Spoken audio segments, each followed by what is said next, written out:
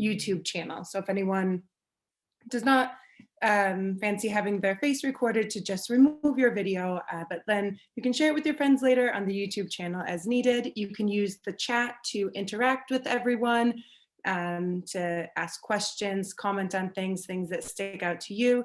And at one point there will be breakout rooms in the session to have a bit more small group interaction and discussion that way. And also everyone on Twitter to continue to engage using the @WomenEd tag and the hashtag WomenEd.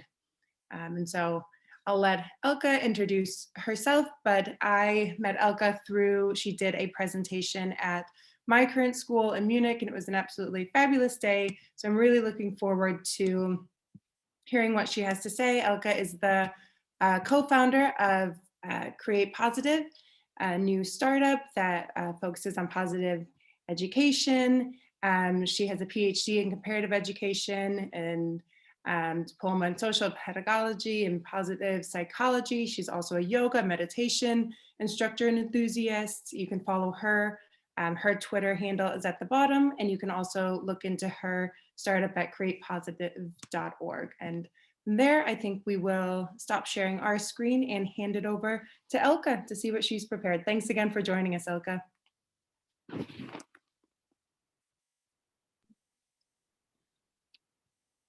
All right, thank you so much. Okay, I'm gonna share screen and go straight into my presentation. Thanks for the beautiful introduction, Brenny. Really appreciated that. Let me see. This should work. Go to the first one. Let's see. Can you see the presentation, a deck? Yeah, perfect. So please, if I'm going to tell you up front, if there are any what I call Germanisms in there, because the English isn't correct, that's because it's the old version, right? And if there's 2 slides in there that you find an ECIS logo on that, that's because I borrowed them for the last ECIS presentation that I gave. So up front, that's what's happening. But what I'm really excited today to talk to you about is we want to look a little bit into 2 aspects of a leadership journey for us women. And one, from working with many schools at the moment, one thing that we always want to remind ourselves is to sort of have our boundaries right, and to make sure that we are leading in our best capacity. And for that, I'm going to lead you through a little process, and we're going to do a little role play actually at the end to test our abilities. Yeah, good. I'm sure you, or most of you, might be familiar with Brené Brown's work, and she is the queen of vulnerability, which is an important trait that many of us hold. And she's daring to set boundaries is about having the courage to love ourselves even when we risk disappointing others. Easier said than done. I still believe that this is something we can train every day. And when I looked a little bit deeper into what it actually means to be a boundary setting person, what does it mean to set boundaries? It gave me a bit of a relief to understand that the boundary that I set is actually something where I define, this is where I end and you start. And when I started looking at it from this perspective, it felt easier for me to set boundaries, because I didn't feel so much anymore that I'm doing something to the other person that's not nice, because that is a mindset that I discovered many of us have. That a boundary is something where you push another person away. And as you know from boundary setting in schools and in class, boundaries are there to give safety, right? And to make us feel, or to give the class, here's your boundaries, this is how we play, and you think this is safety. But often when it comes to then setting boundaries with other people, especially if they are even superior to us, then we find it hard. So if you can look at it from the perspective to say, you know what, this is where I end, this is where you start, and if we have this clear we have a better way of relating to each other. That might make you feel better dealing with boundaries. Boundary setting can be tough for some of us, and others find it quite natural. And I was looking into this and wondering, why is that? Why do I notice people around me that are much more clear in saying what they are prepared to do and what they aren't? Because that for me used to be a problem. And it is upbringing. It is in parts really the way you experienced it in your own family, the way you experienced it in working places you worked before, or in education, in school. So again, if you are good in setting your boundaries, you are, especially as a female leader, you are setting good role models for children watching you, becoming more brave to set their own boundaries. And it's a genetic disposition in that sense as well, because if you are a more assertive type person to person, if your character strength is courage, for example, then one of those traits will help you or if you're a risk taker, you are more inclined to set boundaries. Often introverted people are having more trouble in setting boundaries than extroverted people. So just know, when you look at the secret sauce of how you want to set boundaries, and we talk a little bit in a moment how that works in leadership as well, and how what that has to do with your leadership style, it's good to remind yourself. I'm a deep believer in reflection, actually, to remind yourself, where am I coming from with this? Do I have actually a role model in my life that is good in boundary setting and giving me this clarity so that I know how to deal with that person or with that situation? And what can I learn from that person? And where might I have my own hiccups with it because I crossed boundaries and I was pushed back too much? All these questions are really valuable for yourself to discover. That's something we can't do here in this process. We would need more time for that. But what I often do with that is, when I work with clients with more time, is to actually start taking it a little bit apart and doing some writing assignments with that. So you could do that yourself, just to let your notes flow onto paper, and then circle and say, this is childhood stuff, this is experience, I had a couple of bad experiences, what did it do to me? So that you get a little bit more clarity. And if you get more clarity, you will benefit, and others working with you will benefit. So it's a worthwhile investigation.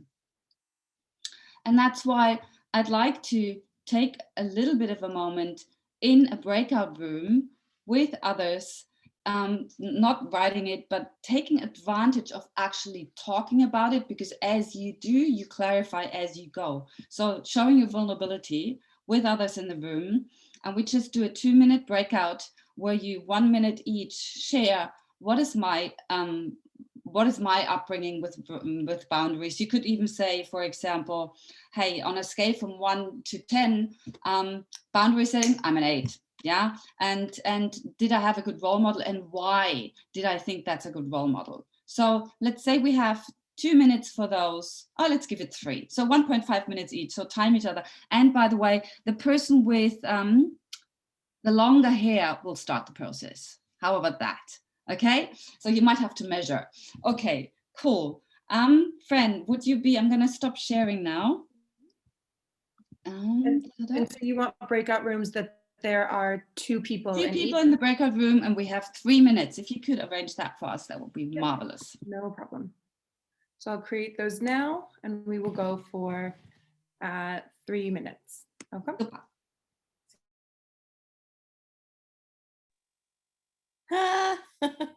When a boundary actually needs to be in place. And here it goes, ladies. What I learned, and this is where my whole yoga stuff comes in handy. You often notice first in your body. You notice that somebody's doing something to you that doesn't feel right. It could be a comment that is made more often from one person, or a little bit of something or a demand made on you, or another request, and you're normally the one saying yes all the time, and you feel in a physical sensation, if you become more alert of it, you feel, I actually don't want to, but then you say yes again. Yeah. So that instant, that needs to be an indicator for you in the future. That wasn't right. That wasn't sitting well. I don't want to be in this position. All these little split seconds before you then don't set the boundary. These are the ones you want to be a detective for in the future. Yeah. So define, here, is it crossing a line? Here, is it when it's intruding into who I am, or what I can deliver, or what I can do for the situation, for the person. So I define, this is crossing a boundary. First thing, because if you don't pick it up, you're floundering, right? Next one. That was the easy part, right? Communicating it. How do I do that? How do I actually communicate that I need to set a boundary? So most of you might be familiar that it's very, in conflict resolution, that it's very beneficial to use I statements. And I'm going to give you an example in a moment. Yeah. But I go first through that. The second one is, the third one is remember why. And the fourth one is, and I'm going to go in an example in a moment, don't over explain. Oh, we love doing that. And we're going to talk in a moment about that. So here's an example, and I'm going to go them back, and I want you to take a picture of it. But first, it's like, the first one is I feel. It's a good one to start with I feel, or this makes me feel, because you go onto the emotional level at that moment. You go into in the body sensation. So for example, imagine you have a colleague and you're in a classroom, and every time you have a free period, this is the time where you actually want to be by yourself, and where you want to sit and do your preparation, whatever you want to do. If you want to eat chewing gum, that's fine, right? Or your Mars bar. And there's always the tendency of this one colleague to come in at that time, and you love that colleague, but not at that time. So, and you tolerate it for quite a while, but now you feel like when she comes in, your heart sinks, or you have the feeling, and you start having resentment. This is your pickup cue: resentment, not feeling good in my body. So then you would say, you know, Elke, when you come in my free period, I feel this is taking time away from what I actually need to do. This is what's happening for me when you cross the boundary. Yeah. And I'm specific. I'm saying this is what the feeling is. I feel it's taking time away from me, and that makes me feel stressed because I can't accomplish what I actually wanted to accomplish in this free period. And so I explained, I described. And the next one is that I gave the reason, because when I have my free period, this is time that I'm really looking forward to have my space, so that I can do what I want to do in this time. And I appreciate that you want to talk to me, but this is the time. And what I suggest, now you need to come up with something. Yeah. You suggest, could we arrange that on Wednesdays, I have 2 double periods free, that this is the time where we meet for 15 minutes. Okay, so you found something to give to the other person, a solution that you suggest, which makes the other person feel, I can deal with that, I can use that, and maybe I have a different suggestion. Maybe she could say, how about we meet in the staff room and not in your free period? That would be perfect, right? And so you say what you're willing to do instead. So, but then you don't do this. And I know, actually, I know it's really kind that you come in all the time, and I really like that you come in. And actually, it's just because I'm so stressed at the moment, and that's why. Can you see what I'm doing now? If I continue to apologize while I'm setting the boundary, it's gone. Yeah. So 4 steps. I give you that. If you want to take a picture, because you might need it in the breakout room that we do in a moment again, or write it down. But this is actually something I have next to my desk now. I define why do I need this? I communicate clearly. This is my time. I need this for myself. I remember why, and I say, and I give something back. yeah, and I give a suggestion, and I don't over explain. When I go into repeating the whole process with the person, I stop myself before I do that. Okay, these are the 4 points. What I'd like us to do with that is go actually and try it out. I know that you have your own ways of setting boundaries, but maybe you can give this one a go, and then we can define how it worked for us or not, right?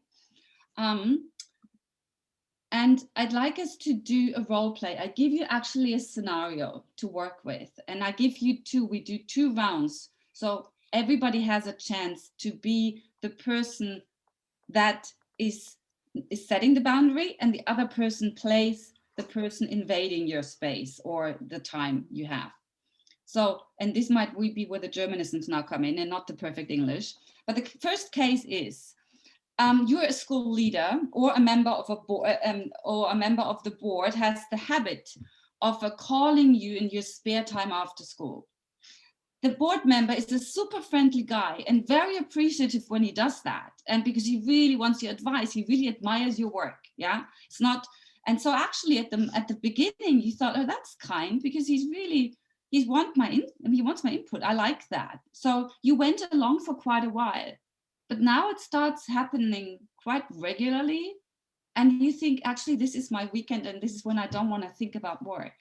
And now you need to sort of pedal back and set the boundary. Yeah. And you feel that because he calls so often, that your relationship, that whenever you meet him, this is on your mind. And you turn a bit colder, and you don't want to have that. You want to clear the air and get this on track. He's a superior to you, and this is what needs to happen. So you asked him, you said, okay, I'm going to do something about this. You asked that person to meet just for a quick one. It's going to be a Zoom meeting, and you just want to explain that. This is your job. So one of you will be the board member doing this, really outgoing, nice guy. The other person will be you being a school leader and having to set this boundary. Any questions around that? Nope. How long would you like the breakout rooms to go? Yeah, that's exactly the question, because I was too short with the other one. What do you recommend? If you have to explain that, you don't want to over explain, how would be 3 minutes again? Would that work to set a boundary? Or do you feel like 4 minutes? Up to you. 4 minutes, that was the vote. Okay. Yep. We do count and really play it. And if you're finished earlier, you can give each other feedback. How did this go for me? How was that? That would be really good. How did this feel? Was that clear? Was I talking too much? Whatever it was, right? Go for it. Good luck. Be brave.